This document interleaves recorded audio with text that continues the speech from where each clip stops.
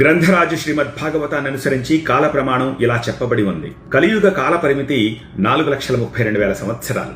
దానికి రెండింతలు ద్వాపరయుగం అంటే 8,64,000 సంవత్సరాలు.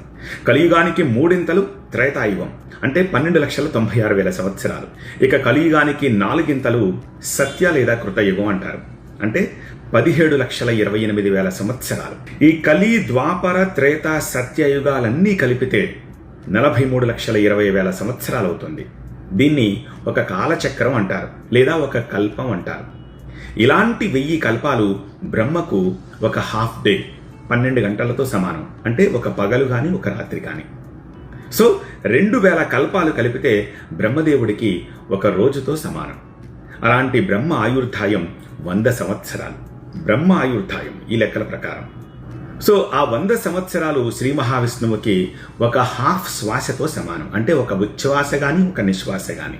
అంటే 2 బ్రహ్మల కాలపరిమితి, 200 సంవత్సరాల కాలపరిమితి శ్రీ మహావిష్ణువుకి ఒక కంప్లీట్ శ్వాస సైకిల్తో సమానం. సో ఈ లెక్కన బ్రహ్మదేవుడు 100 సంవత్సరాలు అంటే మన హ్యూమన్ ఇయర్స్ లో లెక్క వేస్తే 311,40,000,000,000 సంవత్సరాలన్నమాట.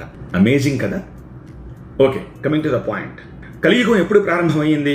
ద్వాపరయుగం పరిసమాప్తి జరిగిన తర్వాత, అంటే శ్రీకృష్ణ పరమాత్ముడు అవతార పరిసమాప్తి అయిన తర్వాత ఇప్పటి వరకు 5,000 సంవత్సరాలైంది. మరి ఇప్పుడు 2025 అని అంటూ ఉంటాం కదా మనం, ఆ లెక్క వేరు, దాని పక్కన పెట్టేసేయండి. కలియుగం స్టార్ట్ అయ్యింది శ్రీకృష్ణ పరమాత్ముడు అవతార పరిసమాప్తి అయిన మరుక్షణం నుంచి అది లెక్క వస్తుంది. అది ఇప్పటికీ 5,000 సంవత్సరాలైంది. అందుకే మనం ఏమంటాం, కలియుగే ప్రథమ పాదే జంబూద్వీపే అని చెప్పి చదువుతూ ఉంటాం.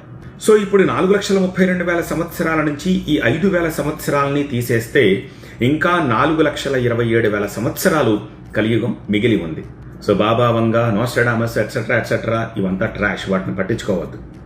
రేపంతం అయిపోతుంది, ఎల్లుండంతం అయిపోతుంది, అంత పిచ్చి మాటలు. శ్రీమద్ భాగవతమే మనకు ప్రమాణం, శాస్త్రమే ప్రమాణం. దాని ప్రకారం ఇంకా కలియుగానికి 4,27,000 సంవత్సరాలు ఉంది. సో కలియుగం ఇప్పట్లో అంతమయ్యే ప్రసక్తే లేదు. సో దాని గురించి వర్రీ అవ్వకండి.